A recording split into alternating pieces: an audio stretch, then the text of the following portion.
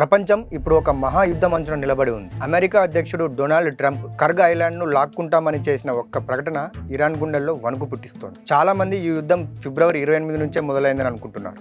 కానీ అసలు నిజం అది కాదు. ఈ మంటలు ఎప్పటి నుంచో రగులుతున్నాయి. మరోవైపు ఇరాన్ను దెబ్బతీయడానికి అమెరికా ఇజ్రాయెల్ను ఎలా వాడుకుంటోంది? అసలు కర్గ్ ఐలాండ్ గనక అమెరికా చేతుల్లోకి వెళ్తే మన ఇంటి గ్యాస్ వద్ద నుండి ప్రపంచ ఆర్థిక వ్యవస్థ వరకు ఏం జరుగుతుందో తెలుసా?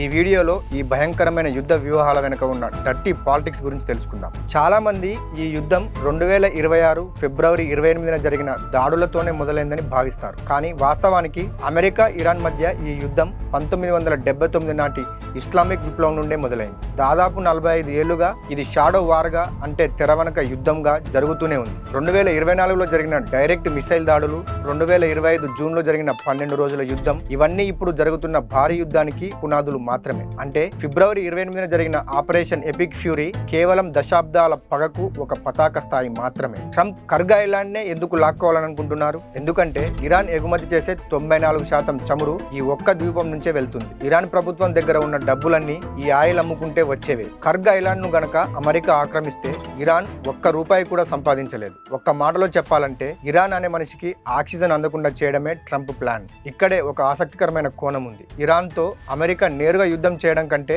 ఇజ్రాయెల్ ను ఒక ప్రాక్సీగా వాడుకుంటోంది. అమెరికాకు మధ్యప్రాచ్యంలో ఇజ్రాయెల్ ఒక అన్సింకబుల్ ఎయిర్ క్రాఫ్ట్ క్యారియర్ లాంటిది. ఇందులో 3 దశలుంటాయి. ఫ్రంట్ లైన్ అటాక్, అమెరికా నేరుగా దిగకుండా ఇజ్రాయెల్ ద్వారా ఇరాన్ అణు కేంద్రాలపై దాడులు చేయిస్తుంది. రెండవది టెస్టింగ్ గ్రౌండ్, అమెరికా తయారు చేసిన అత్యాధునిక ఆయుధాలను ఇజ్రాయెల్ ఇరాన్ పై ప్రయోగిస్తుంది. ఇక మూడవది పొలిటికల్ షీల్డ్, యుద్ధం వల్ల వచ్చే నిందలను ఇజ్రాయెల్ మోస్తుంది, లాభాలను మాత్రం అమెరికా పొందుతుంది. అమెరికా ఇజ్రాయెల్ కు ఆయుధాలు ఇస్తుంది, ఇజ్రాయెల్ అమెరికా శత్రువు అయిన ఇరాన్ ను దెబ్బతీస్తుంది. ఇది సింపుల్ లాజిక్. ప్రస్తుతం అమెరికాలో ఎన్నికల వేడి నడుస్తోంది. ట్రంప్ తన ఓటర్లకు తాను ఎంతటి మొండివాడో, అమెరికా ప్రయోజనాల కోసం దేనికైనా సిద్ధమని నిరూపించుకోవాలి. అందుకే మనం ఇరాన్ ఆయిల్ తీసుకుందాం, కర్గ్ ఐలాండ్ లాక్కుందామని ప్రకటిస్తున్నారు. ఇది అమెరికన్ ఓటర్లలో ఉన్న మేక్ అమెరికా గ్రేట్ అగైన్ అనే ఎమోషన్ను టచ్ చేసే ఒక political master stroke. Trump warning కు Iran supreme leader Mustafa Khamenei గట్టిగానే స్పందించారు. ఒకవేళ అమెరికా కర్గ్ ఐలాండ్ పై అడుగు పెడితే ఇరాన్ వెంటనే స్ట్రైట్ ఆఫ్ హార్మోజ్ ను